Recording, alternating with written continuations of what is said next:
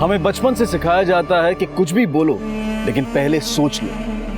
इसलिए इंसान को कुछ भी बोलने से पहले एक नहीं बल्कि 1000 बार सोच लेना चाहिए। और ऐसा इसलिए क्योंकि इंसान कई बार कुछ ऐसी हरकतें कर बैठता है, कुछ ऐसी गलतियां कर बैठता है जिन्हें ना तो पलटा जा सकता है, ना सुधारा जा सकता है और ना ही उनका कोई समाधान हो सकता है। इनफैक्ट कई बार तो आम लोग, ऐसे लोग जिनका कोई क्रिमिनल बैकग्राउंड नहीं है, वो ऐसी हरकतें, ऐसा कृत्य कर बैठते हैं कि अगर जिंदगी भर भी उसका भुगतान किया जाए तो उसका प्रायश्चित पूरा नहीं होता। हमारी आज की कहानी भी कुछ ऐसी ही घटनाओं से ताल्लुक रखती है जिनकी शुरुआत एक इंपल्स यानी कि आवेश में आकर होश खो देने से होती है। वसीम भाई गलती से हो गया, कॉलर छोड़ दो वसीम भाई। गलती? ये देख, ये स्क्रैच आई मेरी गाड़ी पे। इसका पैसा को तेरा बाप भरेगा? वसीम भाई मैं भर दूंगा जो भी होगा। वसीम भाई जो मैं भर दूंगा।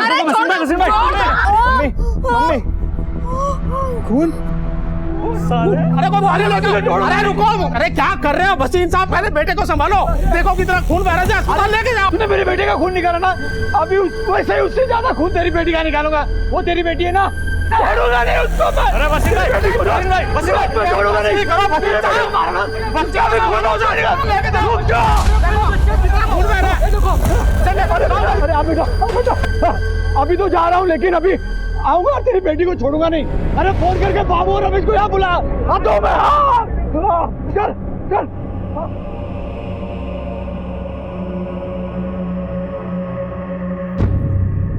जा रही हूँ मैं घर छोड़कर।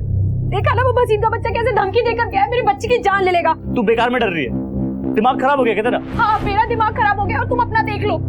क्या खून खराबा करना इतना जरूरी है? भाई देखो, चुप रहो। अभी मम्मी जी को चोट लगी है, थोड़ी देर में आके वो मेरी महक की जान लेगा। मैं अपनी महक को कुछ होते नहीं देख सकती। और हाँ, सुना है कि उसने अपने बादलपुर से रिश्तेदार भी बुला लिए। तुमने उसके बेटे का खून जो बहाया है। चुप कर जा यार, क्या है मम्मी? चुप कर जा सुप्रिया।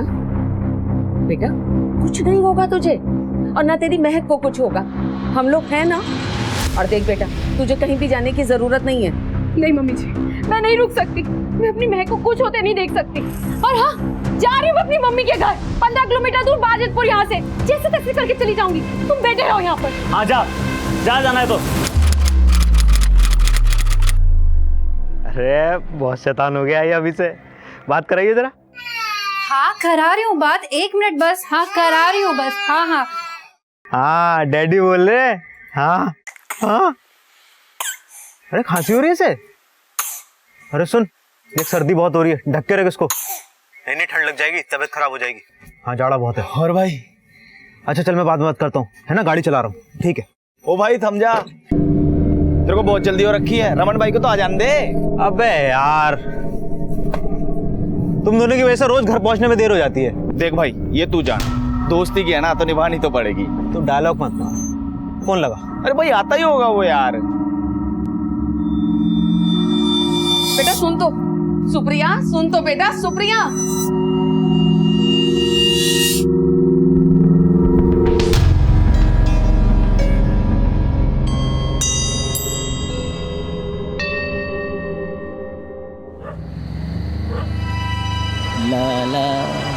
अरे यार रमन भाई, यार तुमसे थोड़ा जल्दी ना आ जाता?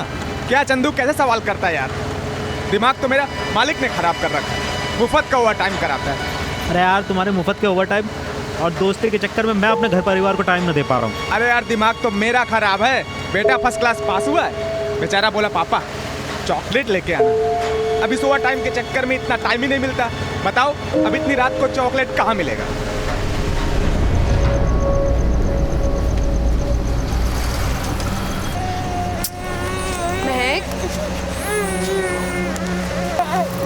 मेरा बच्चा ठंडी लग रही है।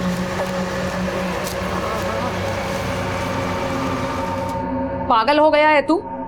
हैं? उसे अकेले कैसे जाने दे रहा है? जाओ उसके पीछे, रोक उसे। हाँ तो मुझसे थोड़ी पूछ के गई है, खुद गई अपनी मर्जी से। हाँ तो ये कोई टाइम है जाने का? और तेरा कोई फर्ज नहीं बनता उसे रोक लेने का? दूध पीती बच्ची नहीं है मम्मी, सियानी औरत है। एक छोटे से झगड़े से डर गई। अरे मैं थोड़ी उन्हें अपनी बच्चे को हाथ लगाने दूंगा। ब्रजेश मेरी बात मान, जाओ उसे ले आ। भगवान ना करे अगर उसके साथ कोई अनहोनी हो गई तो। नहीं मिलना उसको कुछ, ना ऑटो ना बस।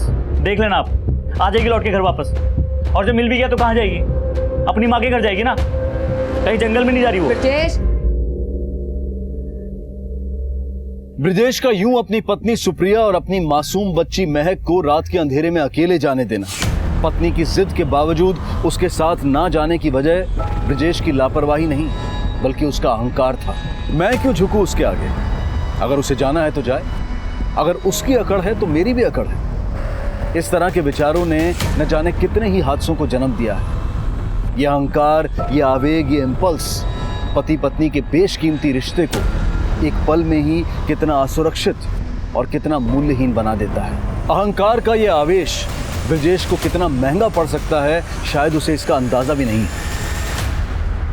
ब्रिजेश, मैं समझती हूँ तेरा गुस्सा गलत नहीं है, लेकिन मैं अपनी बहू को भी समझती हूँ। वो एक माँ है, आज बाहर जो कुछ भी हुआ वो उससे बहुत डर गई है। वो ज्यादा दूर नहीं गई होगी बेटा, ले आओ उसे, ले आ।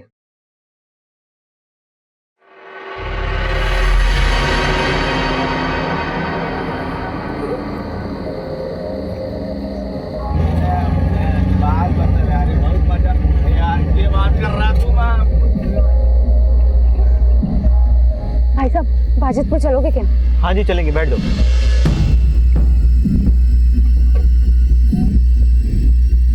अरे आप वहां मत बैठो, वहां बच्चों को हवा लगेगी। आप एक काम करो, इस सीट पे बैठ जाओ, यहाँ हवा नहीं लगेगी। सामने बैठ जाओ ना।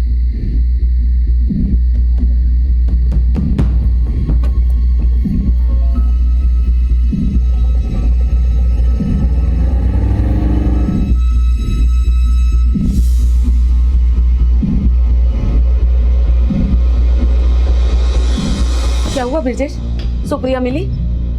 नहीं मम्मी, उसे कोई ऑटो मिल गया होगा। The number you are trying to call is currently switched off. Phone भी बंद आ रहा है। तंग आ गया हूं मैं। इसे अपना फोन चार्ज करना कभी याद नहीं रहता। ऐसा कर, उसकी मम्मी से पूछ ले फोन करके। अब उन्हें भी टेंशन दो। आधे पौने घंटे में पहुंच जाएगी, तब फोन करके पूछ लूंगा उनसे। अब आप बैठिए, मैं खाना बनाता हूँ।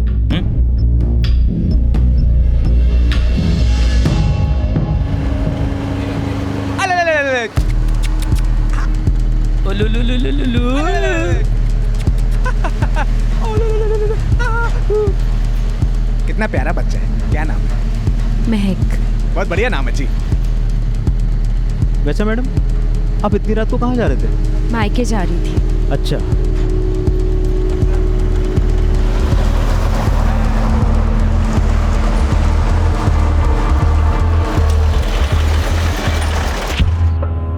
जी मम्मी जी। क्या हुआ? सुप्रिया पहुंची नहीं अभी तक वहाँ। कोई बात नहीं बेटा, तू ऐसा कर, तू उसी रास्ते पर जा। देखो उधर ही कहीं होगी, उसे कोई ऑटो मिला हो ना मिला हो, वो गुस्से में वहीं कहीं बैठी हो, तुझे मिल जाएगी। तू जा तो उस रास्ते पर जा, उसे लेकर जा, जा मिल जाएगी।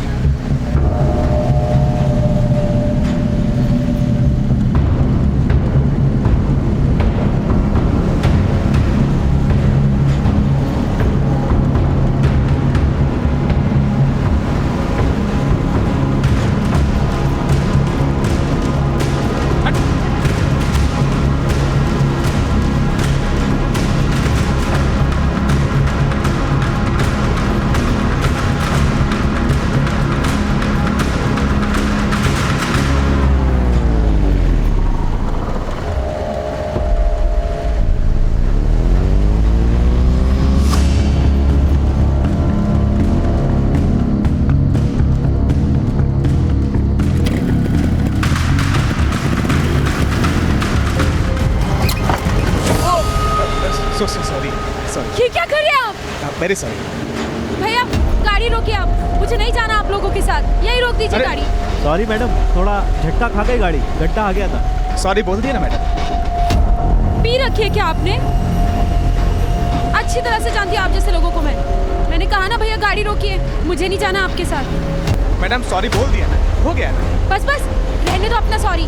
अच्छे से जानती हूँ तुम जैसे लोगों को मैं। क्या चल रहा है तुम लोगों के दिमाग में? आज चल रहा है दिमाग में। बोल, क्या कर लेगी तू?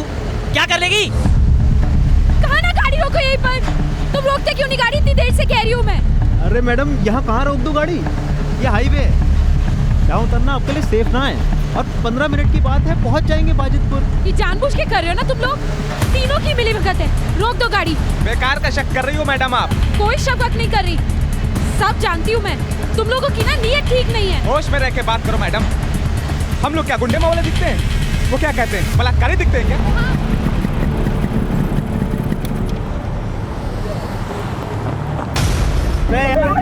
अगर हाईवे पे किसी ने देख लिया ना तो बहुत बड़ी मुसीबत हो जाएगी।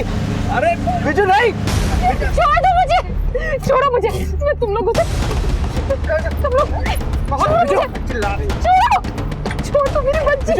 बिजू छोड़, तू हट जा। बिजू छोड़, तू भी तो बता। चलो छोड़, चलो छोड़, नहीं क्या बोली सुना नहीं तेरे। बिजू लड़के हो, रुक जा। क्या बोला उसने, सुना नहीं। क्या बोला बिजू? नहीं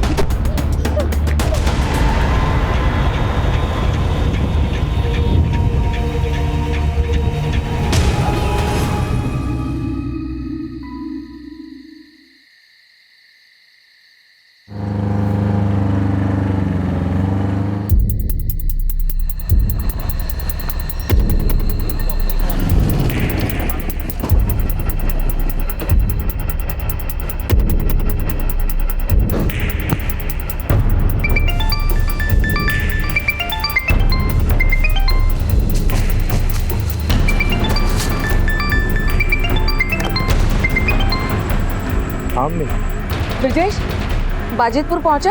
हाँ बाजितपुर ही जा रहा हूँ, प्लीज बार बार कॉल मत करो।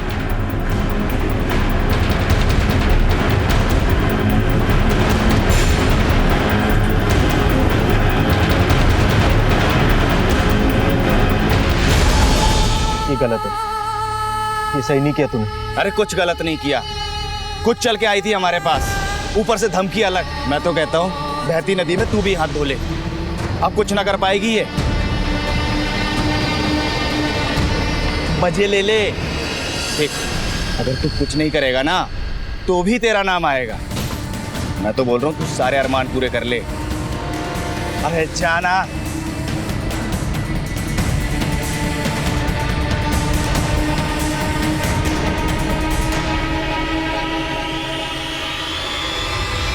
आज का सर ना छोड़ियो। विजू, चंदू और रमन ने सिर्फ अपने आवेश को अंजाम नहीं दिया था, बल्कि एक अपराध को अंजाम दिया था। आवेश आमतौर पर इंसान की सोच हर लेता है और फिर उसे परिणामों की चिंता भी नहीं रहती। अफसोस कि इसका खामियाजा इन मासूमों को भुगतना पड़ा।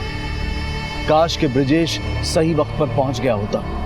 1.5-2 घंटे से निकली हुई है, फोन भी घर पे छोड़ा हुआ है। घर से यहाँ तक का सारा रास्ता देख लिया, कहीं नहीं मिली। अरे कामाक्षी, मुझे तो लगता है वो वहीं कहीं होगी, आसपास पड़ोस में किसी सहेली के घर। सुप्रिया बड़ी सियानी लड़की है, इतनी रात को इतनी दूर नहीं आएगी। दामन जी, आप जाकर वहीं कहीं ढूंढिए उसे, जाइए जल्दी।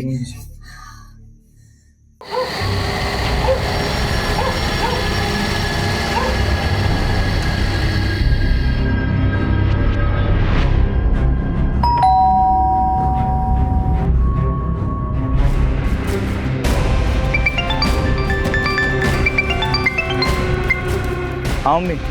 मिली क्या सुप्रिया? कहीं नहीं मिली, उसकी सारी सहेलियों के घर पे पूछ लिया मैंने। तो फिर तू ऐसा कर, सीधा मदनपुर थाने पहुंच, हमें रिपोर्ट करवानी पड़ेगी। ठीक है मम्मी।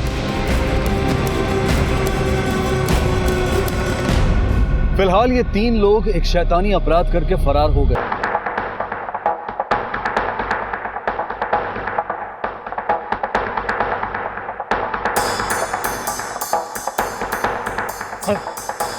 सर कंप्लेन लिखवानी है सर। सर मेरी बीवी और बच्चे 5-6 घंटे से गायब है सर। हाँ भैया भाई, 24 घंटे से पहले रिपोर्ट ना लिखी जाती गुमशुदगी की। नहीं लिखी जाती? हाँ सर, मेरी बीवी और बच्चों को कुछ हो गया तो? सर मैं हर जगह ढूंढ चुका हूँ, कहीं नहीं मिल रहे हो सर। सर प्लीज सर मेरी हेल्प करो सर, मैं बहुत टेंशन हूँ सर, प्लीज। जो भी हुआ ना, बहुत ही गलत हुआ है। गलत नहीं, पाप हुआ है हमसे। ओ बकवास बंद करो तुम दोनों। भूल के लड़की क्या बोल रही थी? बलात्कारी। हाँ, पुलिस में जाने की धमकी दे रही थी, अब जाए पुलिस में।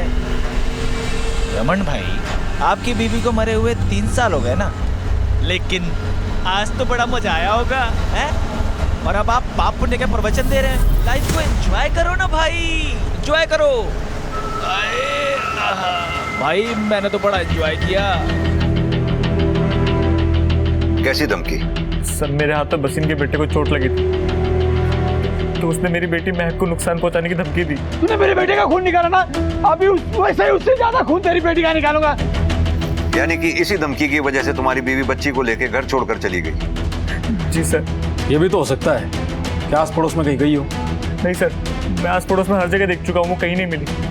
भाई देखो ऐसा है, वैसे तो हम 24 घंटे से पहले कोई गुमशुदगी की रिपोर्ट लिखते नहीं, क्योंकि मामला औरत और बच्ची का है तो हम कार्रवाई करते हैं। उनकी तस्वीर है तुम्हारे पास? जी सर, मेरे फोन में। मदनपुर से बाजितपुर के बीच में जितने भी थाने हैं सब में ये फोटो सर्कुलेट करवा दो, सभी पीसीआर को अलर्ट कर दो। सर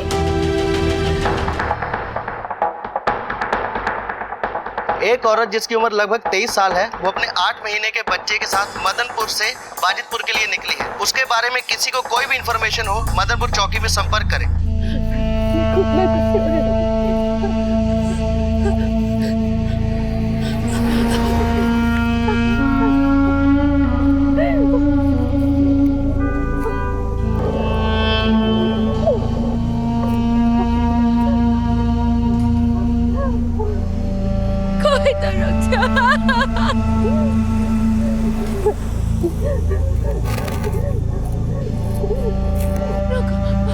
रुक जाइए, रुक जाइए, मेरी बच्ची को हॉस्पिटल, मेरी बच्ची हॉस्पिटल चले ना।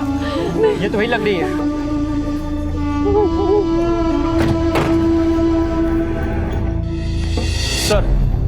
सर वो औरत और उसकी बच्ची अपनी एक पीसीआर वैन को मिल गई है। सर बच्ची की हालत कुछ ठीक नहीं है, इसलिए उसे सिटी हॉस्पिटल ले गए।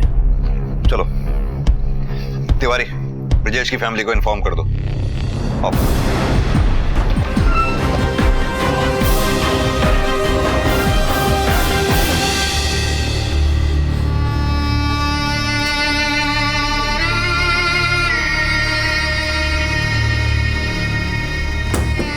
आइए जल्दी यहाँ। क्या हो गया?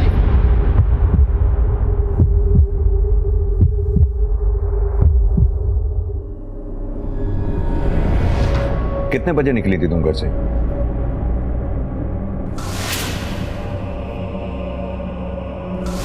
मेरी बच्ची ला दो। मेरी बच्ची कहाँ है मेरी महक? तुम रात भर रही कहाँ?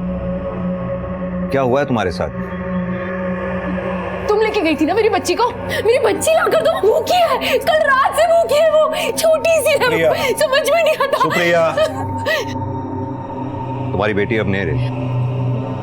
नहीं रही मतलब? अरे वो जिंदा है, लेकर आई हूँ मैं उसे कुछ नहीं हुआ, बस वो भूखी है।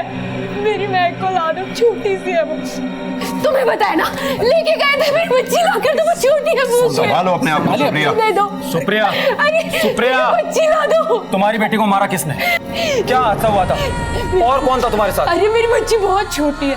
तुम्हारे पति ब्रिजेश ने मारा या खुद तुमने ही मार डाला अपनी बेटी को? ला दो ना, तुम ला दो। कोई तुम इधर शरीर पर चोट के निशान कैसे? मेरी बच्ची का, मेरी बच्ची ला। किसी ने हमला किया तुम पर? बैठ जाओ सुप्रिया, अरे शाम को पूछ रहे, बताओ।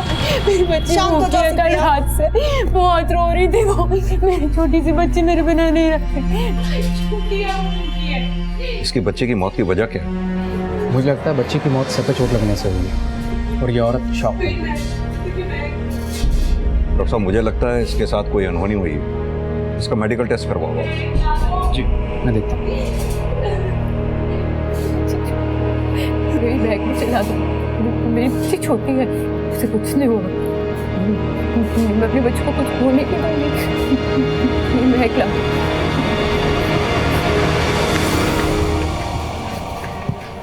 मैम मेरी बच्ची एडमिट हुई है महक नाम से, और मेरी वाइफ सुप्रिया भी। मैम कहाँ है वो लोग? वो मेरी बहू है, उसके साथ एक छोटी बच्ची भी है। मैम प्लीज बताओगे आप कहाँ हैं वो लोग? सर मेरी बच्ची महक कहाँ है सर? यही है। पहले तुम एक बात बताओ, तुम्हारी बीवी का स्वभाव कैसा है? स्वभाव मतलब? ना मतलब ये कि वो झगड़ालू है, मारपीट कर सकती है वो? कभी आता है गुस्सा उसे। इतना गुस्सा कि वो गुस्से में आके अपनी बच्ची को ही मार डाले। बच्चे को मार? ये क्या कह रहे हैं सर? मेरी बच्ची कहाँ है सर? सर प्लीज सर मेरे को बताओ सर, महक कहाँ है? मेरी बच्ची कहाँ है सर? सर मेरी बच्ची कहाँ है सर? प्लीज सर मुझे बता दो सर, मेरी बच्ची कहाँ है? और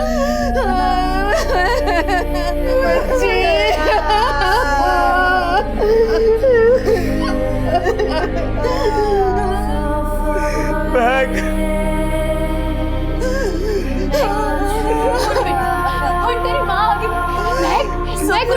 हमारी महक नहीं रही। सब मेरी गलती है, सब मेरी गलती है। मैं तुम्हारे साथ जाता था, हमारी महक के साथ ये सब नहीं होता। सब मेरी गलती है।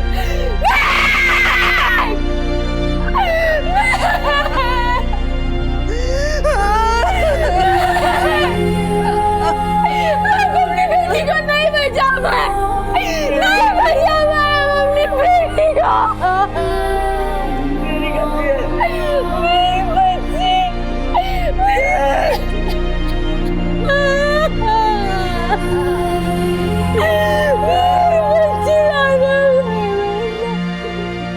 पूरी रिपोर्ट आने में थोड़ा टाइम लगेगा, पर बात सीरियस है, इसलिए पहले बता रहा हूँ आपको। गैंग रेप हुआ उसके साथ। व्हाट?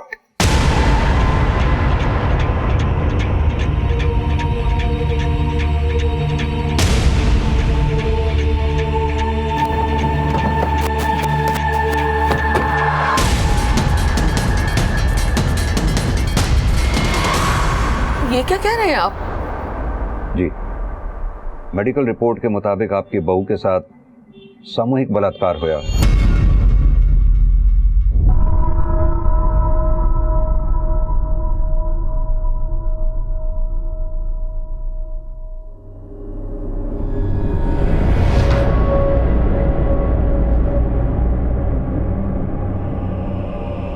सुप्रिया, क्या हुआ था उस रात?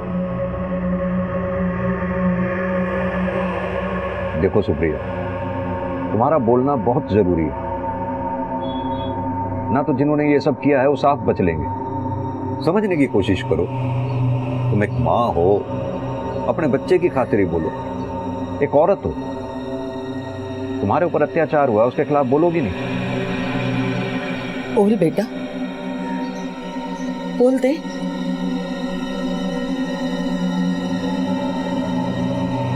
देखो सुप्रिया, डरने की जरूरत ना है, हम लोग हैं तुम्हारे साथ। जो कुछ भी जानती हो बता दो। बेटा, अपनी महक के हथियारों को पकड़वाना नहीं है, कम से कम अपनी महक के लिए बोल दे बेटा। अपने बच्चे की खातिर बोलो।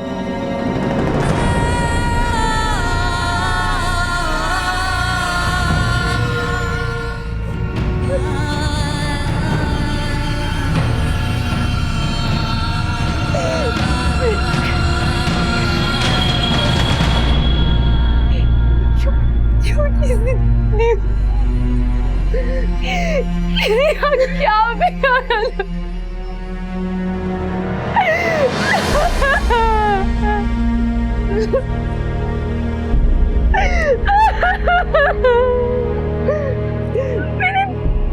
मैं कुछ चीज़ें मुझसे आंखों के सामने में बच्चे की जान कुछ नहीं कर पाई, कुछ भी नहीं कर।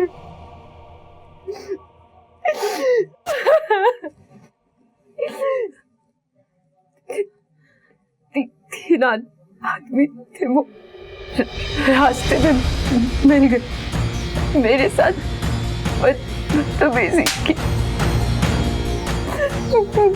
मेरी बच्ची को उस रात की और कोई खास बात, कुछ भी नोटिस किया हो तुमने? सर, हमने अपनी बेटी को बहुत प्यार से पाला था, लेकिन इस संकट से उसे बचा नहीं पाए। सरपंच कह रहे थे सरपंच बचा लेंगे। सरपंच? यानी कि वो किसी गांव के रहने वाले हैं। लेकिन सर, हमारे आसपास तो कई गांव हैं, मालूम कैसे चलेगा? सुप्रिया, उन लोगों का चेहरा ध्यान है तुम्हें? किसी एक का भी चेहरा ध्यान हो?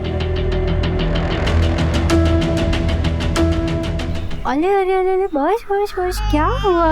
अले अले अले अले अले अले अरे क्या हुआ है तुम्हें? जब से आए हो ना सोए हो ना कुछ खाया है। अच्छा लो इसको संभालो, तब तक मैं इसकी दवाई लेके आती हूँ।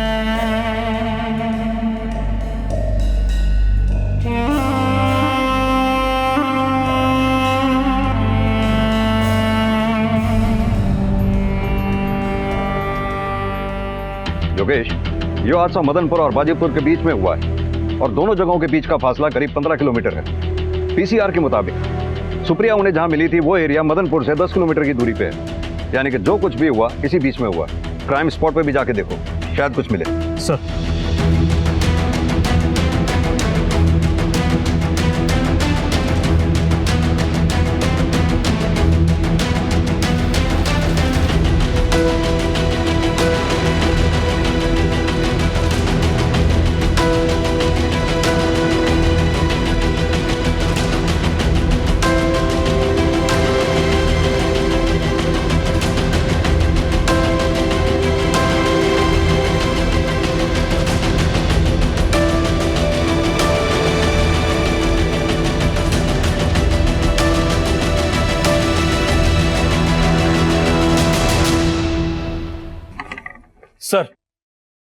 सर ये रहे वो स्केचेस।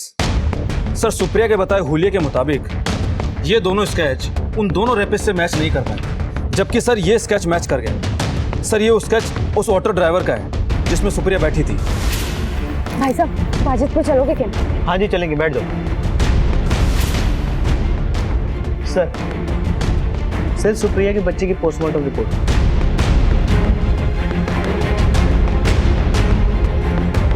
बच्ची की मौत सिर पे चोट लगने की वजह से हुई। समय 12 से 1 बजे के बीच, यानी कि सुप्रिया उस रात बच्ची की लाश को लेकर घूमती रही। योगेश, इस रूट पे जितने भी ऑटो देर रात तक चलते हैं उन सबकी लिस्ट बनाओ। इस रास्ते के आगे पीछे जितने भी पेट्रोल पंप है, टोल नाका है, होटल है, पता करो कहीं सीसीटीवी है क्या। हो सकता है किसी सीसीटीवी में उन क्रिमिनल्स की फोटो कैप्चर हुई हो। आसपास के गांव से शहर आने वाले जितने भी ऑटो हैं सबकी लिस्ट बनाओ। रास्ते में जितने भी थाने हैं उन सब में ये स्केच सर्कुलेट करवाओ। पता करो क्या किसी हिस्ट्री शीटर से ये स्केच मैच करता है। एक टीम बनाओ, आसपास के 20-25 किलोमीटर में जितने भी गांव हैं वहां भेजो। उनसे कहो सभी सरपंचों से बात करे। सर पुलिस के हाथ में स्केच था और एरिया काफी बड़ा था। इतने बड़े एरिया से 3 लोगों को ढूंढना बहुत मुश्किल काम था। पुलिस चाहती थी कि कोई और लीड मिले और सारा काम उन्हें जल्द ही निपटाना था ताकि अपराधियों को भागने का मौका न मिले। पुलिस पूरी शिद्दत से अपने काम में जुट गई।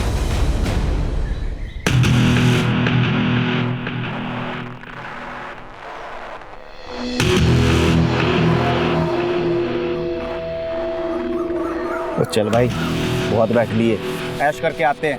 हाथ हटा, मुझे नहीं जाना कहीं। देख भाई, जो हुआ उसे भूल जा। एक काम करते हैं, नया शिकार करते हैं। बसंतपुर बहुत माल है उधर, आजा जा। मुझे नहीं जाना कहीं। देख रमन, ये तो हो गया फट्टू। अब तू बता, तू साथ चलेगा या नहीं, या फिर यहाँ बैठ के अपनी बीवी का गम मनाता रहेगा? देख, उस दिन की बात मत कर। देख भाई, कुछ ना होगा, मैं हूं ना, मैं सब संभाल लूंगा। और भाई एक बात बता, तुझे बीवी की कभी महसूस हुई? नहीं ना? मजे लिए थे ना तूने? आगे मजे लेने हैं ना, बहुत मजे लेंगे हम लोग। लेगा ना मजे? लेगा ना? हाँ चल। अरे शर्म कर ले थोड़ी। उस दिन जो हुआ है ना वो सही ना था। तेरे प्रवचन है ना वो तेरे पास ही रख, अब बदहजमी होने लगी है। अगर कुछ देना है ना तो ऑटो की चाबी दे ला। काम करना, मुझे नहीं देना अपना ऑटो। ना दे अपना ऑटो, मेरे पास भी है माल वाला टेम्पो, उसमें शिकार को बिठा लेंगे। तू चल भाई, नहीं तो नया प्रवचन देने लगेगा। आजा, चल चल चल, आजा भाई।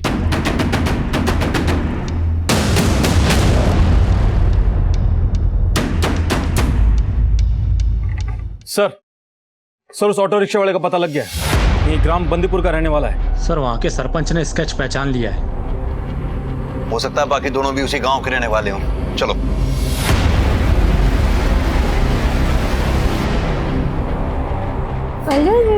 अरे बच्चा, अरे क्या हुआ है तुम्हें? क्यों ऐसे चुप हो? कुछ तो बताओ। कौन सा है? वो रहा। योगेश पकड़ इसे। चल भाई चंदू, प्रायश्चित करने का टाइम आ गया तेरा। अरे लेकिन हुआ क्या? डालो गाड़ी में डालो। अरे रुक पीछे। डाली में काटो। अरे रुकिए। अरे इंस्पेक्टर साहब हुआ क्या है? बलात्कार किया आपके पति ने, एक मासूम बच्ची की हत्या की है इसने। नहीं आप झूठ बोल रहे हैं, वो ऐसा नहीं कर सकते। देखिए आप पीछे हटिए, हमें अपना काम करने दीजिए। झूठ बोल। हटिए पीछे। अरे आप बोलिए आप लोग। अरे प्लीज रुकिए। अरे रुकिए प्लीज।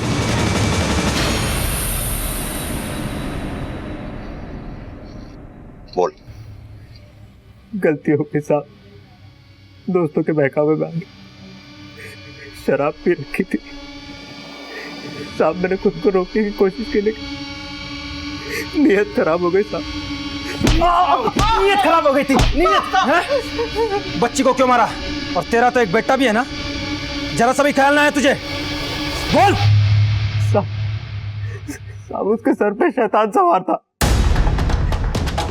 लड़की उसके हाथ से आ रही थी, इसलिए गुस्से में उसने उससे बच्ची। किसने?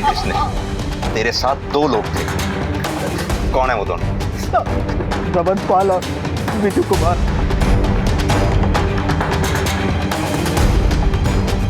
कहाँ मिलेंगे दोनों?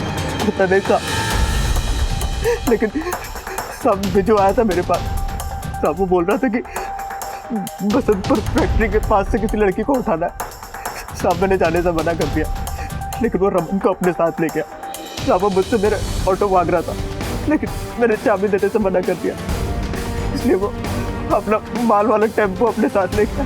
उस टेम्पो का नंबर और उन दोनों के मोबाइल नंबर बता। जी साहब।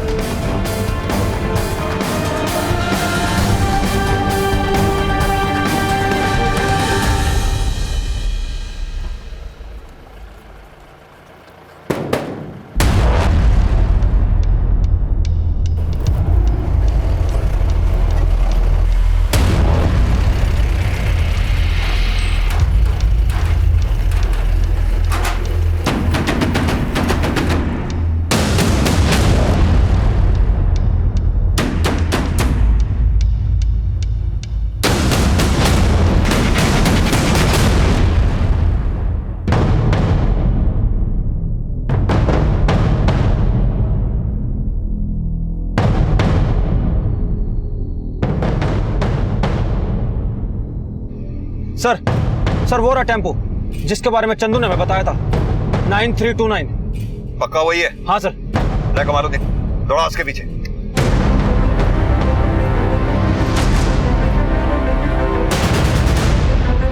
बिच्छू, हाँ लगता है पीछे पुलिस गाड़ी। वो तेरी, जल्दी जल्दी जल्दी भगा भगा भगा यहाँ से। वो आगे से देख, आगे आगे आगे राइट से सीधा जंगल रास्ता जाता है। लगा इसके आगे।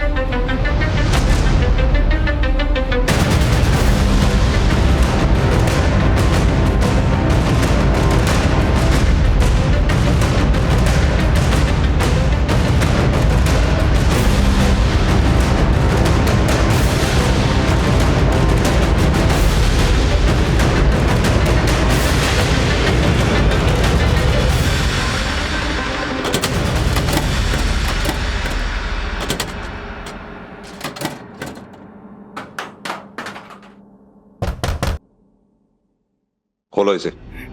बलात्कारी बोला था उसने आपसे, पुलिस में जाने की धमकी भी थी, खून खौल गया था हमारा।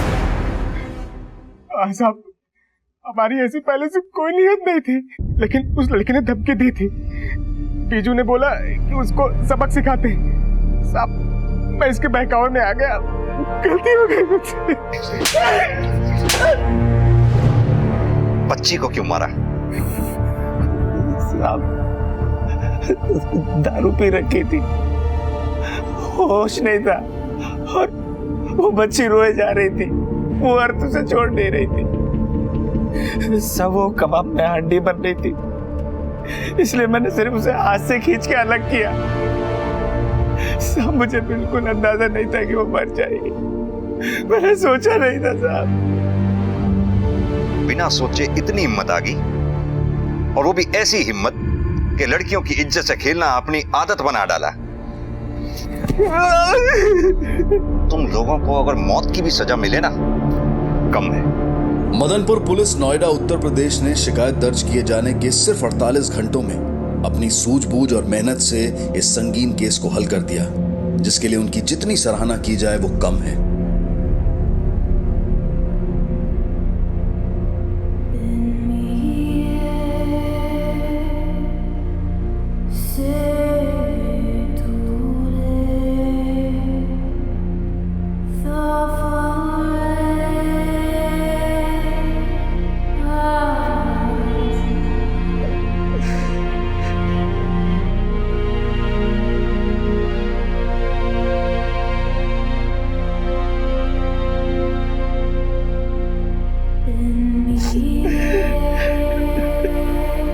रमन, चंदू और विजू को दिल्ली की एक सत्र अदालत ने इस जघन्य अपराध के लिए मौत की सजा सुनाई।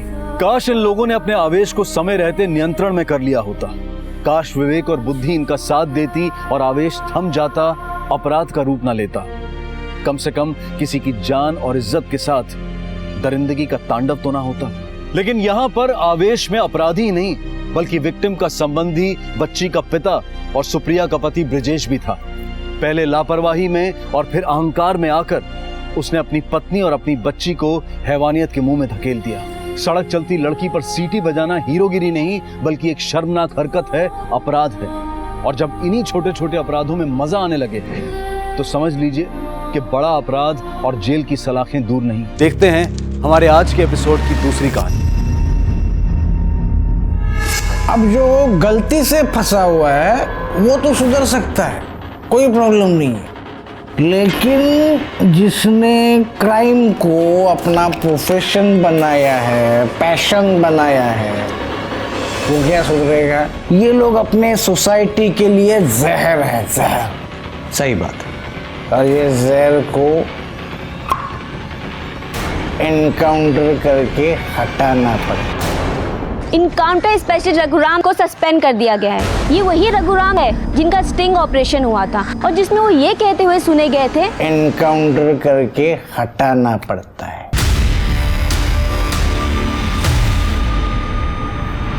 सर, आपको फेक इनकाउंटर के चार्ज पे सस्पेंड किया गया है। इनकाउंटर के नाम पे आपने मर्डर किया है। सर, आप अपनी सफाई में कुछ कहना चाहेंगे? अपनी बेगुनाही के लिए कुछ कहना चाहेंगे?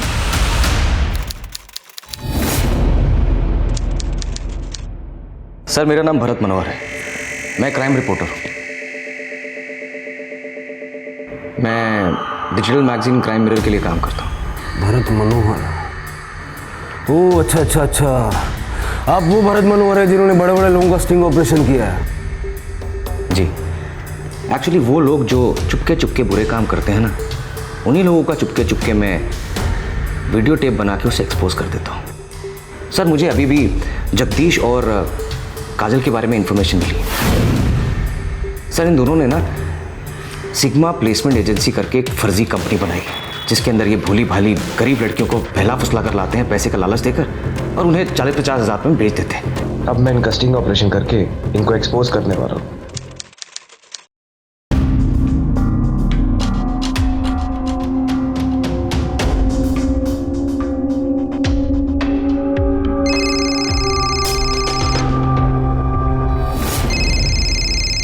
चलो।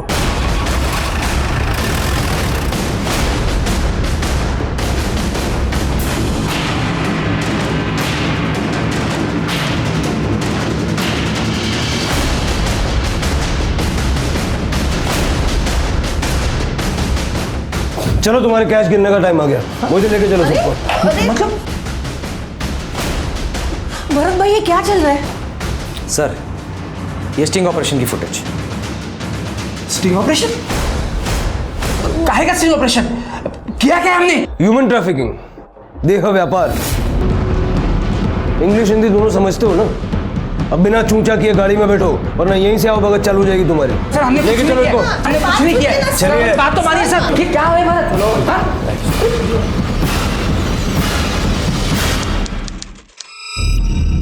देखिए सर, हमारी एक छोटी सी कंपनी है, घर काम के लिए बाई दिलाना, डोमेस्टिक हेल्प प्रोवाइड करना हमारा काम है और उसी लिए हमने उन 2 लड़कियों को वहां पर बुलाया था। हाँ सर, मैं एक औरत हूँ। मैं किसी लड़की के साथ ऐसी घटिया हरकत सोच भी नहीं सकती। सर, हमने कोई भी गलत काम नहीं किया है सर। एक औरत के साथ क्या कर सकती है ये तुम मुझे तो मत बताओ। हजारों केसेस देखे मैंने। आपको यकीन नहीं हो रहा है ना? एक मिनट, ये लीजिए, ये है मेरा कार्ड। देखिए देखिए, आप हमें किसी भी झूठे इल्जाम में अंदर नहीं कर सकते। ये कार्ड दिखा के इम्प्रेस कर रहा है मुझे? ऐसे कार्ड गली गली में 300 रुपए में छपते हैं। पकड़। क्या बात कर रहे हो आप? मैं को उठाए गिरा नहीं हूँ, टैक्स पे करता हूँ मैं। देखिए, मैं चुप बैठने वालों से नहीं हूँ, मैं मीडिया के पास जाऊंगा। तू क्या मीडिया के पास जाएगा? मीडिया ही तुझे यहाँ लेके आया है। और टैक्स पे करने से तेरे गोरख धंधे लीगल नहीं हो जाते। मैंने कुछ भी इलीगल। तुम 2 मिनट चुप बैठो, मैं बात करती हूँ। सर, हम शरीफ लोग हैं, सोसाइटी में हमारी इज्जत है, और आप ऐसे किसी के भी कहने पे हमें यहाँ उठा ले आए, और वो भी ह्यूमन ट्रैफिकिंग के इल्जाम में। सर, हमारी इज्जत मिट्टी में मिल जाएगी सर। सर प्लीज हमें छोड़ दीजिए। छानबीन होने तो जाने देंगे। कंप्लेंट आई है, रेड में पकड़े गए हो, समझे? अच्छा, तो वर्दी पहनी है इसलिए आप कुछ भी करोगे हमारे साथ? हाँ, आपके ऊपर भी कुछ चीज है। कानून नाम की चीज इस देश में है। मैं आपको कोर्ट में घसीटूंगा, मैं चुप नहीं बैठूंगा, आपके ऊपर मानहानि का दावा ठोक दूंगा। देखते हैं इन जगह मोबाइल फोर्स वगैरह जगह असल जमा कर। सर मेरी बात तो सुनिए सर। सर, हम ऐसे लोग नहीं है। अब ये रोना धोना बंद करो, हम तुम्हारी मदद ही करना चाहते हैं। अब ये बताओ कि तुम लोग वहां पर क्या कर रहे थे? साहब, नौकरी के लिए गए थे वहां पे। काजल दीदी ने बोला कि ऑफिस में चाय पानी और झाड़ू पोछा के लिए भाई चाहिए। कुछ गलत काम नहीं करने गए थे साहब, हम सच बोल रहे हैं।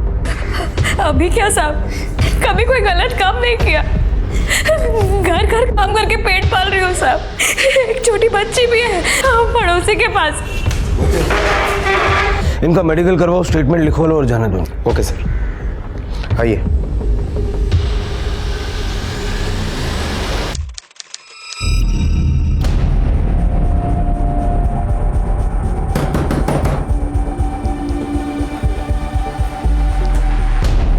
जी कहिए।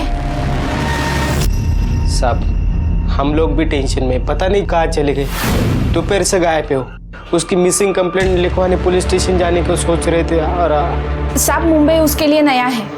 हमारा गांव तो जलगांव है। मैं भी उससे पहले बाबा के पास ही रहती थी। जब शादी हो गई तो यहाँ पे आ गई। पिछले साल जब बाबा चल बसे तो रेनू अकेली हो गई, इसलिए मैं उसे यहाँ पे ले आई। जब से यहाँ पे आई है, इसी मोहल्ले से बाहर कहीं पे भी नहीं गई। इस मोहल्ले में कोई स्कूल भी नहीं है, तो क्या उसकी पढ़ाई बंद हो चुकी थी? साहब, मैं एक छोटे से कंपनी में काम करता हूँ, बहुत कम पगार है। महीने का खर्चा निकालना मुश्किल है, उसकी पढ़ाई का खर्चा कहाँ से उठाता? साहब, हम लोग तो सोचे थे 18 की हो जाएगा तो अच्छी कंपनी में छोटी मोटी नौकरी पे लगा देंगे, पर वो तो 10वीं भी पास नहीं है। कौन देगा उसे अच्छी नौकरी? आपकी बहन एक प्रोस्टिट्यूशन रैकेट के रेड में पकड़ी गई है। फिलहाल तो कुछ साबित नहीं हुआ है, इसलिए हम पूछताछ कर रहे हैं।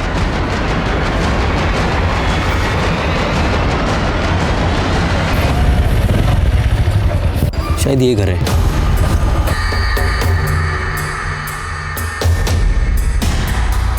यहाँ तो लॉक है।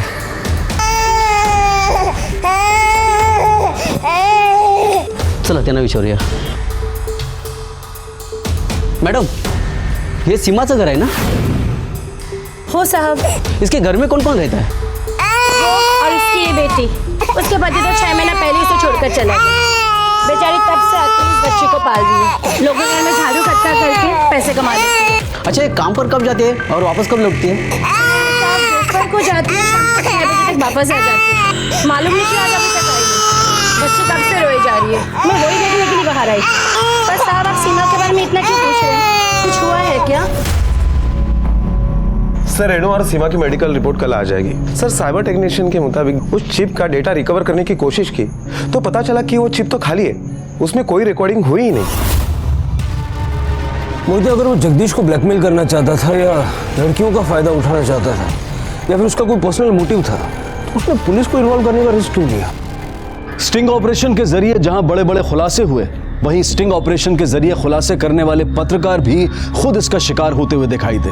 और यह भी देखा गया कि स्टिंग ऑपरेशन के नाम पर कुछ लोग वसूली और ब्लैकमेलिंग करके पैसा बनाने लगे। और अदालत ने भी एक नहीं बल्कि कई मामलों में स्टिंग ऑपरेशन के वीडियो से छेड़छाड़ की बात की और सच मानो कहीं गर्त में गुम हो गया। और इस स्टिंग ऑपरेशन की सत्यता क्या थी? क्या यह सच था या फिर कोई जालसाजी? और अगर यह झूठ था तो कोई रिपोर्टर ऐसा झूठा स्टिंग ऑपरेशन क्यों करेगा?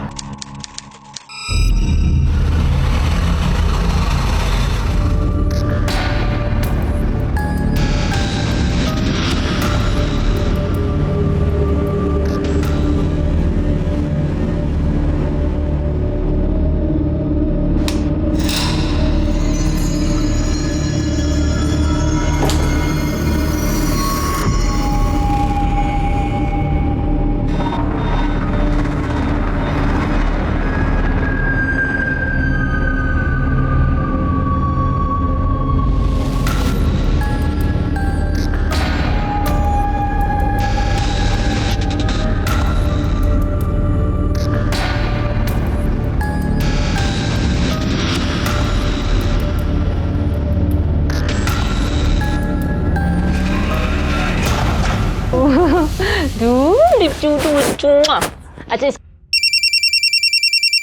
अकेले इसके साथ।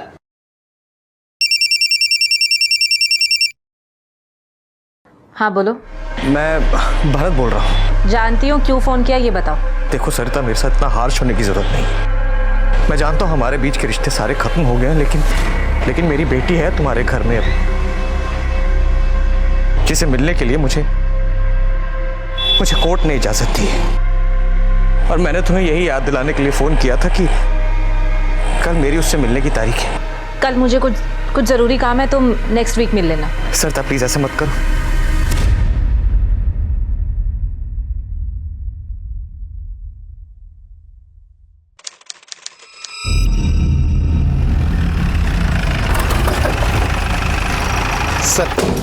सर हमने इस भरत मनोहर के बारे में पता किया। वो इस क्राइम मिरर मैगजीन के लिए पिछले 15 साल से रिपोर्टिंग का काम कर रहा है, लेकिन पिछले 2 साल में ये मैगजीन प्रिंट से डिजिटल में कन्वर्ट हो गया है और इसकी नौकरी खतरे में आ गई क्योंकि इसके पुराने तरीके नए डिजिटल नॉलेज के सामने फेल होने लगे। इसने स्टिंग ऑपरेशन का रास्ता चुना। इसने एक पुलिस इंस्पेक्टर का स्टिंग ऑपरेशन भी किया। इनकाउंटर स्पेशलिस्ट रघुराम को सस्पेंड कर दिया गया है। ये वही रघुराम है जिनका स्टिंग ऑपरेशन हुआ था। शायद अपनी नौकरी बचाने के लिए उसने स्टिंग ऑपरेशन किया हो जो फेक हो। सर टेक्निकल एक्सपर्ट्स के मुताबिक अगर कैमरे के अंदर करप्ट चिप डाली जाए और जैसे रिकॉर्डिंग का बटन दबाया जाए तो कैमरा तुरंत सिग्नल दे देता है कि कैमरे के अंदर करप्ट चिप है। ये तो स्टिंग ऑपरेशन का मास्टर है, मतलब ये जानता था कि कैमरे के अंदर करप्ट चिप है, फिर भी उसने स्टिंग ऑपरेशन करवाया, शायद हमें गुमराह करने के लिए।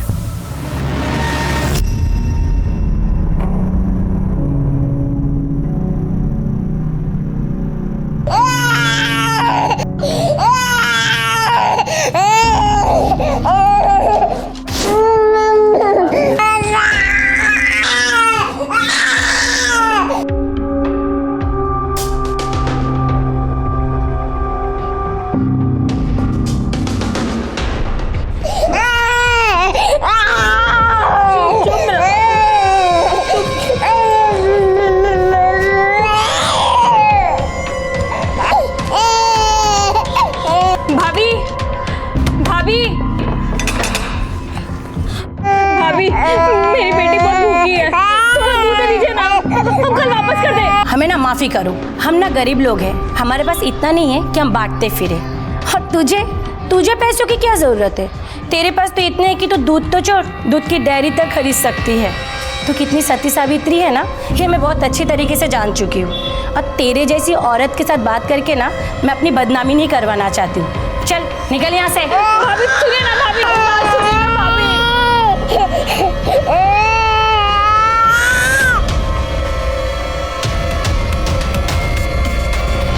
मोहिते, इस भरत के बारे में छोटी से छोटी डिटेल निकालो, पता करो ये आदमी किस तरह का है, इसका कैरेक्टर कैसा है। क्योंकि इतना तो साफ हो गया कि इसने स्टिंग ऑपरेशन किया था, लेकिन ये अभी तक साफ नहीं हुआ कि इसका असल मकसद क्या था।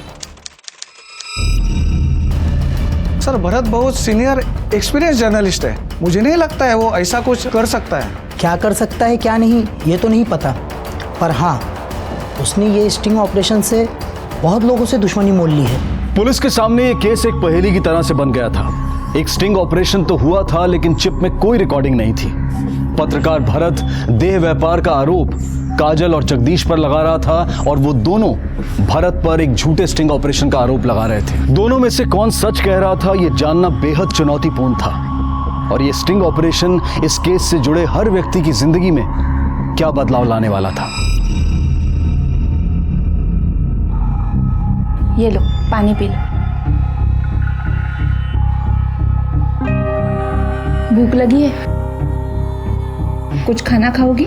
वाह बढ़िया, खाना खिलाए उसको। तुम्हारे भाई महान काम करके लौटे ना, कर लो स्वागत उसका।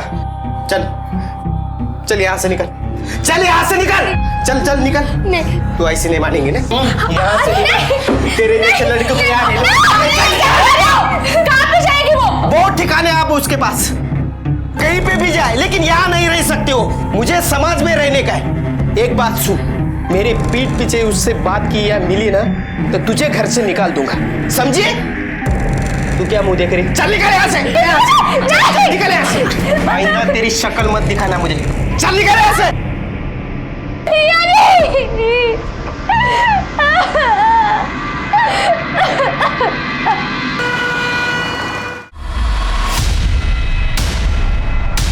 इसका मेडिकल करवा के इसको घर भेज दिया था ना? हाँ सर। फिर यहाँ क्या कर रही है? सर मेरे जीजा जी ने मुझे घर से बाहर निकाल दिया। अब मैं कहाँ जाऊँ? उनके अलावा मेरा इस दुनिया में कोई नहीं है। आई बाबा के जाने के बाद दीदी मुझे मुंबई ले आई। जीजा जी ज़्यादा नहीं कमाते थे, इसीलिए उन्हें भी मैं बोझ लगने लगी। हमेशा ताने देते रहते थे, मुझे भी और दीदी को भी। वहीं पे ये मुन्ना भी रहता था। और एक दिन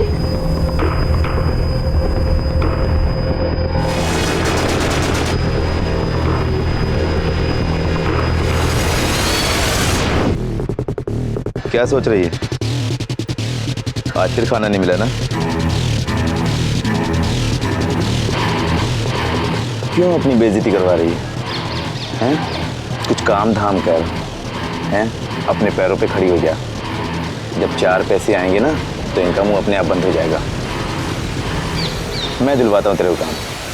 पहले बाबा पे बोझ थी और अब दीदी जीजा जी पे भी बोझ बन गई थी। मैंने सोचा अगर कुछ ढंग का काम मिल जाए तो मैं कुछ पैसे कमा लूँ, तो किसी पे बोझ नहीं रहूँगी।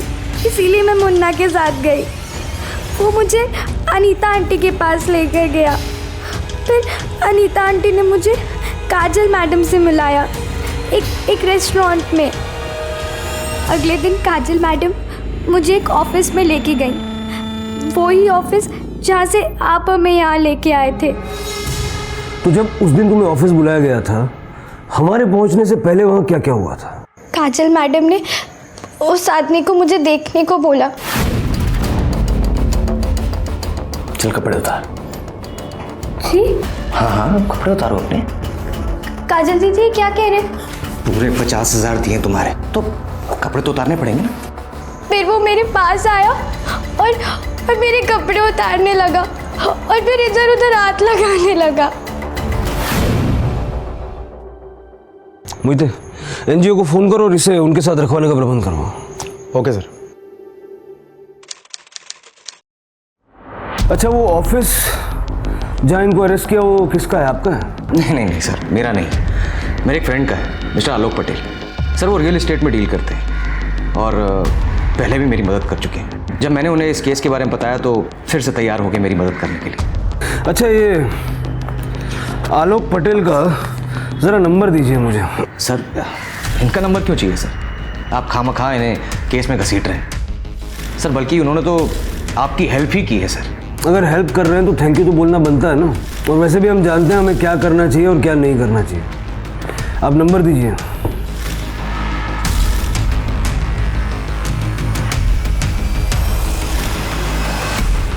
सर मैं आलोक पटेल।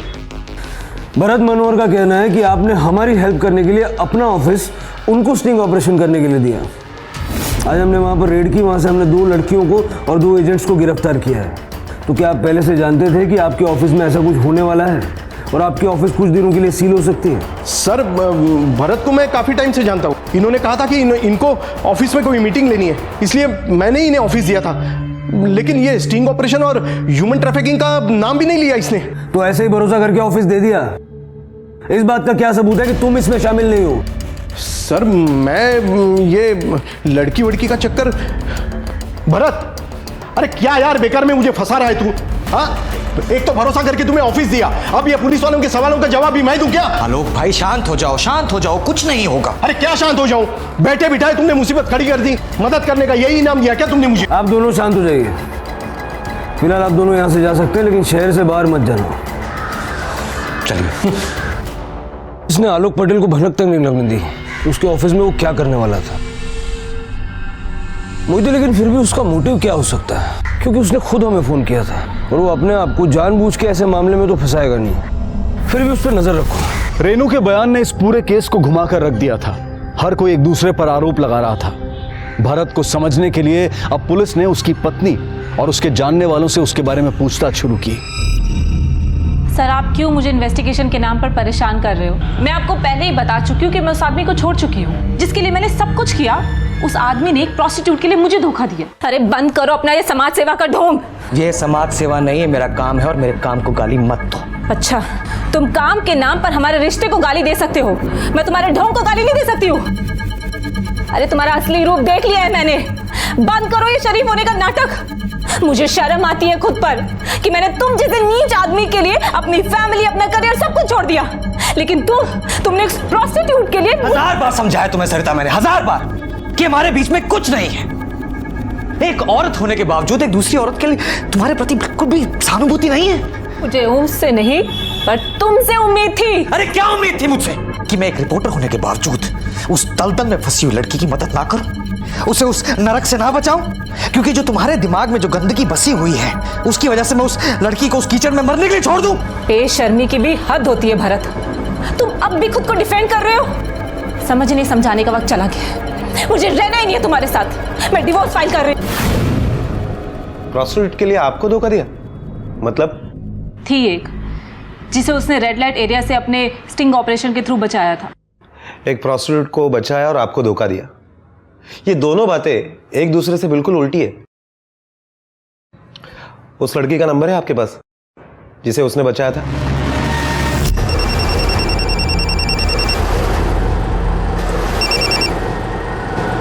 हेलो जी, मैं दिव्या बात कर रही हूँ।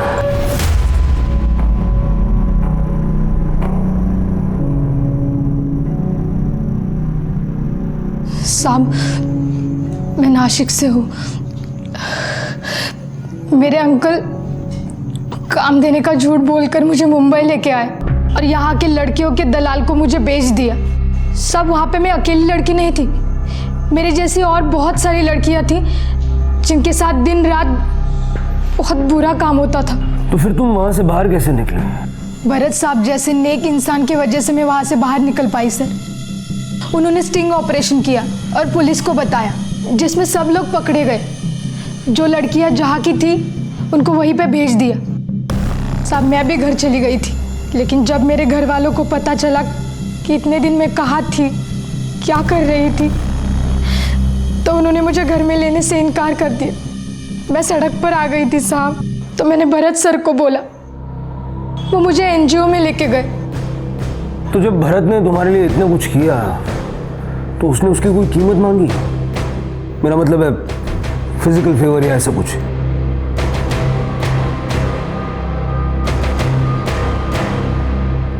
साहब, जब मुझे पता चला कि मेरी वजह से उनकी बीवी घर छोड़ के चली गई है, तो एक दिन मैं उनसे मिलने उनके घर गई थी।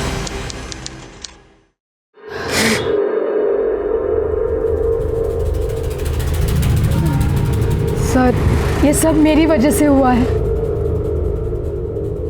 ना ही आप मेरी मदद करते और ना आपकी बीवी आप पर शक खाती। आप चाहे ना तो मैं उनसे मिलकर उनको समझा सकती हूँ कि वो जो कुछ समझ रही है, सोच रही है, वो सब गलत है। मैं सब कुछ कर चुका हूँ।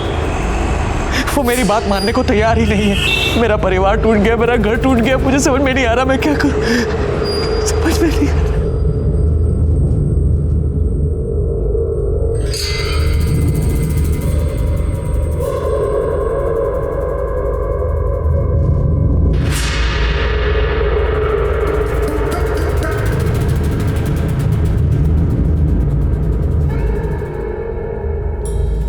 मैं आपकी बहुत इज्जत करती हूँ,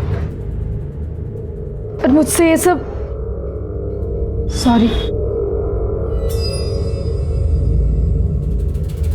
I am really sorry. I am sorry. साहब, भरत सर जैसा आदमी मैंने जिंदगी में पहली बार देखा है, जिनको मना करने पर उन्होंने खुद को रोका नहीं बल्कि मुझसे माफी भी मांगी। वरना जिंदगी में जो भी मिला है नोच खाने वाला ही मिला है। भरत सर बहुत अच्छे इंसान है। ठीक है, तुम जा सकते हो।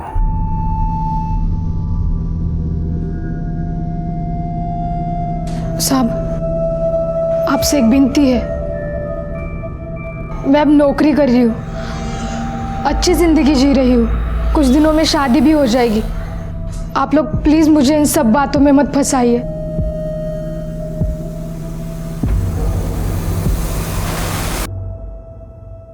मुझे इसकी बात पे विश्वास करना थोड़ा मुश्किल है। मुझे लगता है ये सच नहीं बोल रही।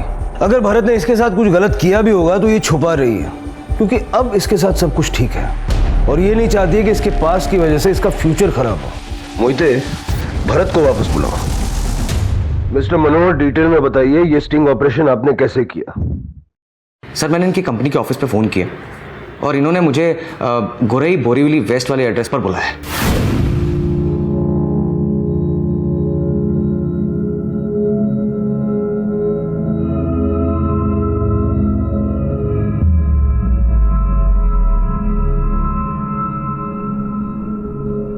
अच्छी है। इसका कितना देना पड़ेगा? 50। ठीक है, एक काम कीजिए, आप मेरे दहीसर वाले ऑफिस में आ जाइए, वहाँ मिलके डील फाइनल कर लेते हैं।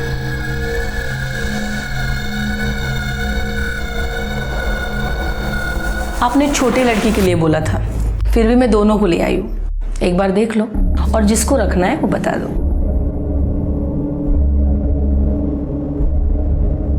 मुझे ये छोटी वाली चाहिए। तो इसके लिए आपको 50,000 देने पड़ेंगे और ये नहीं है, इसने कभी ये काम किया नहीं है, तो एक बार बात करके देख लो, बाद में तकलीफ नहीं होनी चाहिए। नहीं नहीं नहीं, कोई प्रॉब्लम नहीं होगी। और वैसे मुझे नए लोगों को ट्रेन करने में बहुत मजा आता है। जाओ सर के पास।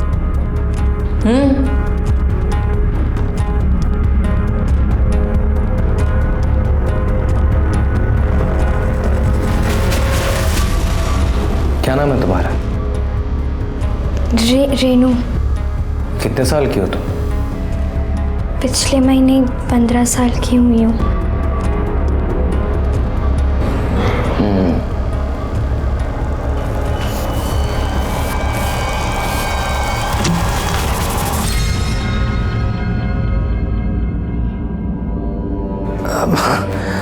वो जो आपकी 50,000 रुपये की पेमेंट थी ना, वो अभी थोड़ी देर पहले ये क्लाइंट आया था, उसको कुछ पेमेंट करनी पड़ी। नहीं, 20,000 रुपये है मेरे पास, तो मैं काम करता हूँ, बाकी के 30,000 जो है ना वो एटीएम से निकाल लेता हूँ। एटीएम सामने ही है। हाँ ठीक है, आप लोग यहाँ बैठिए, मैं एटीएम से पैसे निकाल कर आता हूँ।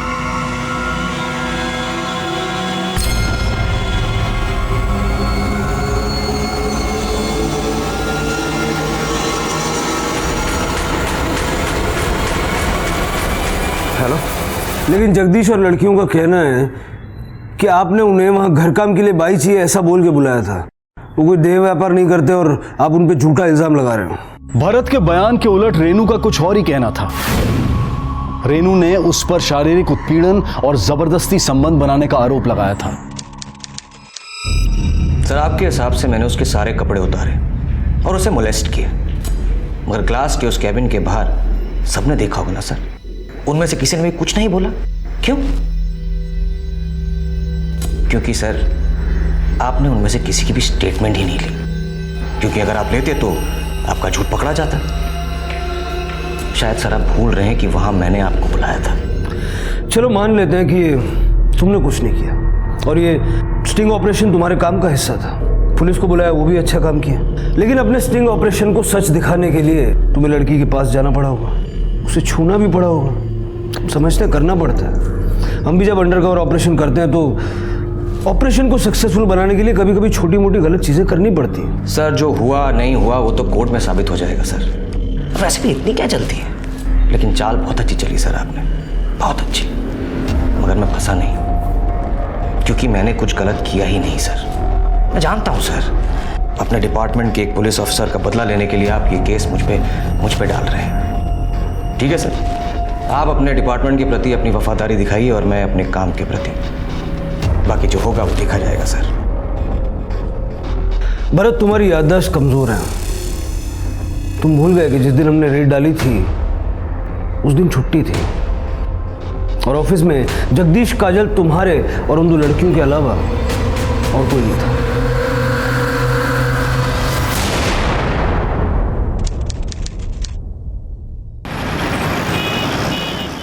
सर, रेणु और सीमा, इन दोनों की मेडिकल रिपोर्ट आ गई है। सर, रिपोर्ट के मुताबिक रेणु तो आज तक किसी भी सेक्सुअल एक्टिविटीज में इन्वॉल्व नहीं है। हाँ, लेकिन बावजूद सीमा का पति 6 महीने पहले उसे छोड़कर चला गया, सीमा आज भी सेक्सुअल एक्टिव है। कई बार उसके साथ शारीरिक संबंध हुए हैं। मतलब सीमा का कहीं अफेयर है या फिर उसने हमसे झूठ बोला? मोहिते, मुझे लगता है कि सीमा इस दलदल में फंस गई है और रेणु शायद इसमें गिरने से बच गई। सीमा को पूछताछ के लिए वापस बुलाओ। सीमा, ये तुम्हारी मेडिकल रिपोर्ट है। इसके मुताबिक तुम लगातार शारीरिक संबंध बनाती आई हो, जबकि तुमने बताया कि 6 महीने पहले तुम्हारा पति तुम्हें छोड़ के चला गया। क्या आप भी यही कहोगी कि तुम इसमें इन्वॉल्व नहीं हो? देखो, तुम्हारे एक झूठ से काजल और जगदीश बच जाएंगे और तुम्हारे जैसी न जाने कितने लड़कियों की जिंदगियां बर्बाद कर देंगे।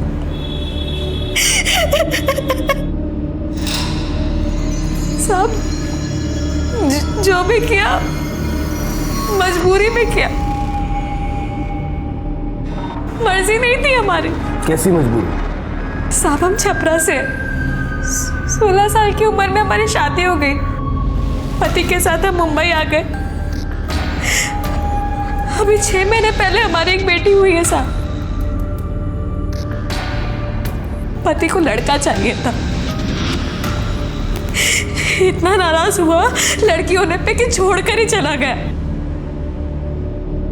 हमने अपनी मर्जी से बेटी पैदा की थी क्या साहब? वो तो बाप है, अब भाग गए। हम तो माँ है ना साहब, अपनी बेटी को कैसे छोड़ के जा सकते हैं? उसके दूध के लिए भी पैसे नहीं है हमारे पास। ऊपर से वो मकान मालिक हर बात पे धमकी देता है कि वो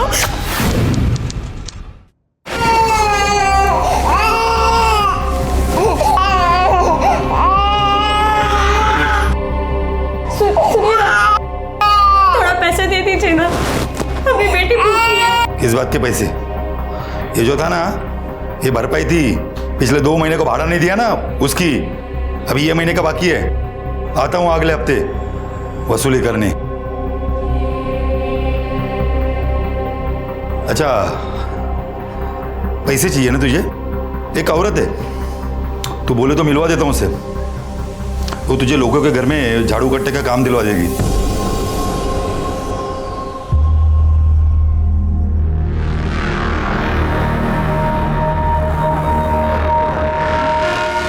झाड़ू पोछा करके कितना कमा लेगी?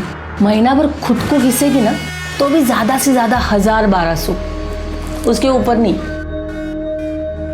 और जो मैं कह रही हूँ वो करेगी तो 1 घंटे का 1000 मिलेगा। देख, तू जवान है, दिखने में भी ठीक ठाक है, शायद 1000 से ज्यादा भी मिल जाए। हाँ, और किसी कस्टमर का तुझ पे दिल आ गया तो क्या कहना? आप हमें कौन से काम के लिए बोल रहे हैं? सब समझ रही है तू, बच्ची नहीं है, खुद का बच्चा पालना है तुझे। पैसे की भूख भी नहीं है तुझे। देख, दिन में 1 कस्टमर करने का और खुश रहने का, बाद में पूरा दिन बच्चे को संभालने का। शुरू में थोड़ा लगेगा, बाद में आदत हो जाएगी। अरे सिर्फ 10 मिनट का काम है, तेरा कुछ भी नहीं जाएगा और बच्चा भी एकदम अच्छे से पल जाएगा। खुद के बारे में मत सोच, बच्चे का सोच। हाँ, बोल, क्या बोलती है? हाँ,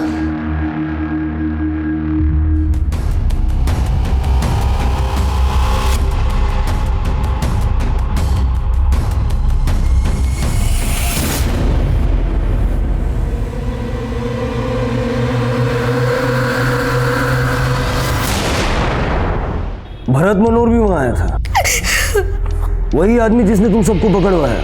हाँ साहब। मोहिते, ये फोटो ठीक तरह से देखो, क्या ये वही आदमी है? हाँ साहब, ये वही आदमी है। वैसे भरत जी, हमारा रेफरेंस किसने दिया? वो एक पार्टी में एक आदमी मिला था, उससे। अच्छा। और वैसे भी नंबर कहाँ से मिला, कैसे मिला, उससे क्या फर्क पड़ता है? वो तो है। आप तो एक सर्विस प्रोवाइड करते हैं ना जी, और मैं आपको पैसे दूंगा, बात खत्म। पर आपका एडवांस देना पड़ेगा। हाँ बिल्कुल। ये 1000 रुपये चलेंगे? वो क्या है कि मेरे पास अभी कैश नहीं है। ठीक है, कोई बात नहीं। काजल, उसे लेके आना।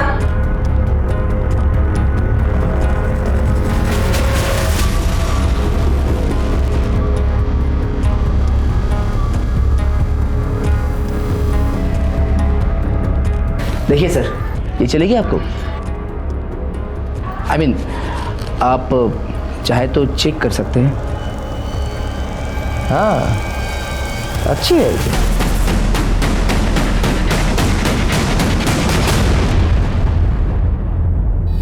इसने हमारी मर्जी के बिना हमारे साथ जबरदस्ती की और पूरे पैसे भी नहीं दिए साहब। इसको ऐसे लगाना है, लगाओ, ये लो, लगाओ, लगाओ। हाँ, अच्छे। इसको ऐसे लगाओ, ऐसे।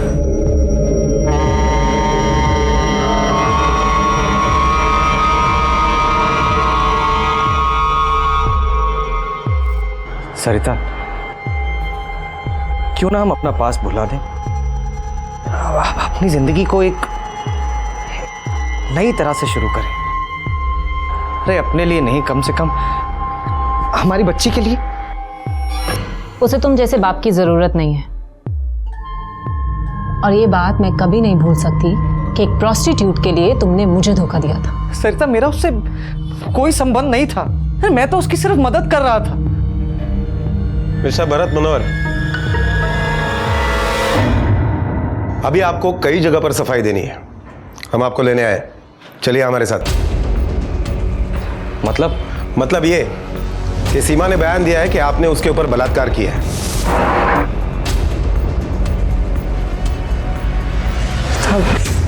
और उसके बयान के आधार पर हम आपको गिरफ्तार करने आए हैं। देखिए, आप बच्चे को लेकर बाहर निकल जाइए, उसके सामने इनको अरेस्ट करना अच्छी बात नहीं होगी।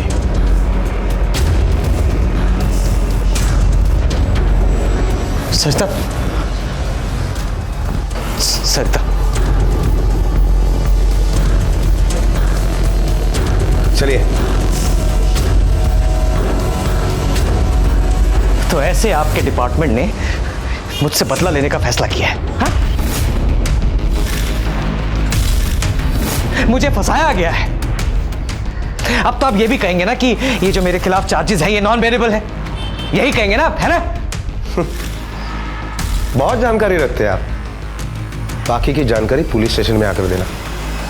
सवाल यह था कि सीमा द्वारा भरत पर लगाए गए आरोप कितने वाजिब थे। क्या वाकई में भरत ने सीमा के साथ जबरदस्ती संबंध बनाए थे? क्या अपने आप को एक जिम्मेदार पत्रकार दिखाने वाला व्यक्ति वाकई में बलात्कारी था? क्योंकि उसका कहना था कि यह पुलिस की उसके खिलाफ एक साजिश है। सीमा के बयान के अनुसार वो गरीबी से तंग आकर देह व्यापार कर रही थी, और उसी के कहने के मुताबिक जो हमारे बीच में डील हुई थी वो पूरी नहीं हुई क्योंकि मैंने उसे पैसे नहीं दी। तो उससे ये कहां से साबित होता है कि मैं उसका रेप कर रहा था सर? तो ये साबित होता है सर कि जो कुछ भी हुआ उसकी मर्जी, उसकी रजामंदी से हुआ सर।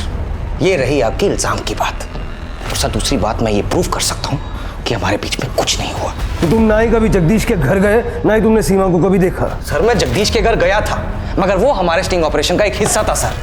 मैं वहां सोने नहीं गया था सर। मैंने कुछ नहीं किया सर, मैंने कुछ नहीं किया। तुम्हारे खिलाफ हमारे पास सबूत भी है और शिकायत भी, और कौन निर्दोष है कौन मुजरिम ये कोर्ट तय करेगा। फिलहाल हम तुम्हें कस्टडी में ले रहे हैं।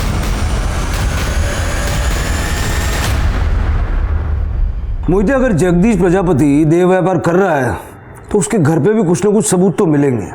जरा देखो।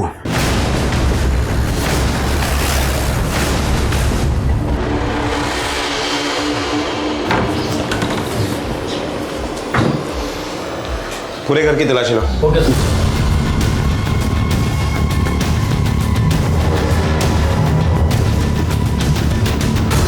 सर, हार्ड डिस्क मिला है। ऊपर जाके देखो।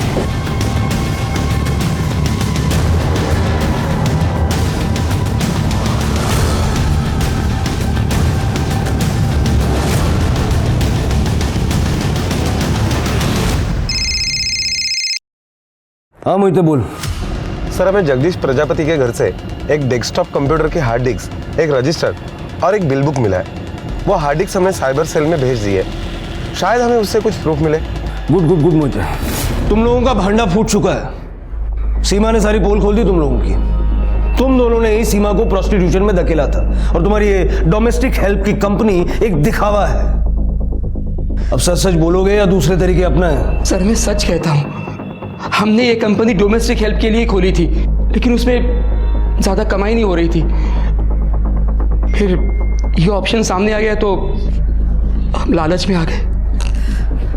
तो फिर तुम्हारे अलावा और कितने सीधे साधे लालची लोग इन्वॉल्व हैं इसमें? मुन्ना यादव और अनीता त्रिपाठी, ये दोनों हमें लड़की अलाग कर देते थे।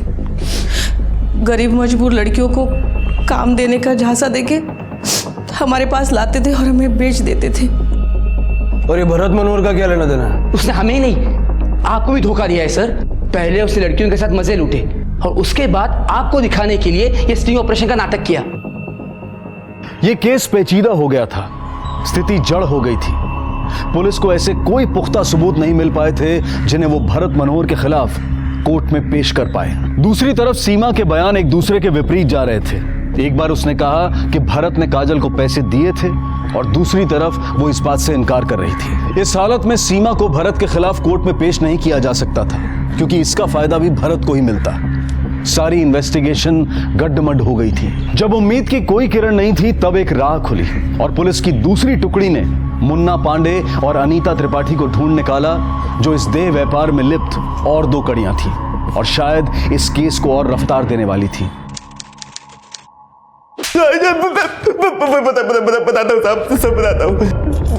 मैं ही रेणु को अनीता के पास में लेके गया था साहब, लेकिन क्या करता था साहब, पैसे की बहुत ज्यादा तंगी थी। लेकिन साहब मैं उसको अनीता के पास लेके गया, इतना ही किया साहब। तो किसी के साथ कुछ गलत नहीं किया साहब, किसी के साथ कुछ गलत नहीं किया। उठाओ उसको।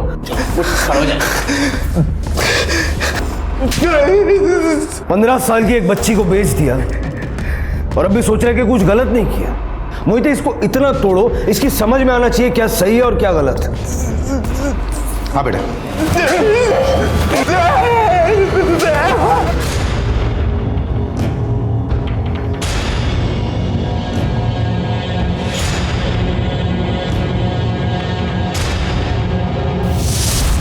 पहचानते हो इसे?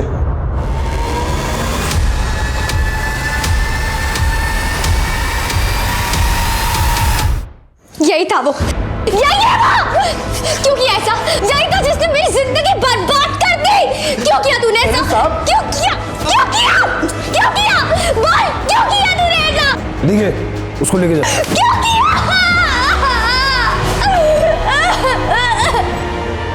भरत का क्राइम साबित करने के लिए कोई पुख्ता सबूत नहीं थे और ऊपर से इस मामले में स्टिंग ऑपरेशन के जरिए उसने ही पुलिस को फ्रेश ट्रेड में इन्वॉल्व लोगों को पकड़ने में मदद भी की थी। इस केस में कई सवाल उठ रहे थे जिनके जवाब पुलिस इन्वेस्टिगेशन में कहीं सामने नहीं आए थे और सीमा और रेनू के स्टेटमेंट्स में काफी कॉन्ट्रडिक्शंस थे। इन सभी तथ्यों को मद्देनजर रखते हुए अदालत ने भरत मनोहर को बाइज्जत बरी कर दिया। जगदीश और काजल प्रजापति को वेश्यावृत्ति के लिए और मुन्ना पांडे और अनीता त्रिपाठी को नाबालिग लड़कियों को अगवा करने और बेचने के लिए आईपीसी की धारा 366, 372 और 373 के तहत सजा सुनाई गई। रेनू के अनाथ, गरीब और बेसहारा होने ने ही उसे दलदल की तरफ धकेला था और सीमा अपनी बच्ची के लिए दूध खरीदने के लिए बिक गई थी। जिन हालात में इंसान के प्रति सहानुभूति होनी चाहिए, उन्हीं का फायदा उठाना इंसानियत के पतन की निशानी है। एक की मजबूरी दूसरे का अवसर बन जाती है, लेकिन अपने आप को अवसरवादी होने से बचाना इंसान का खुद का धर्म है। इसी विचार के साथ अब मैं अनूप सोनी आपसे विदा लेता हूं। फिर मुलाकात होगी अगले एपिसोड में एक और चौंका देने वाले केस के साथ। तब तक अपना और अपने परिवार का ख्याल रखें और देखते रहें क्राइम पेट्रोल डायल 100। सबक एक को सीख हम सबको। जय हिंद। इस तरह के और भी एपिसोड देखने के लिए हमारे चैनल को सब्सक्राइब करें और बेल आइकन दबाना ना भूलें।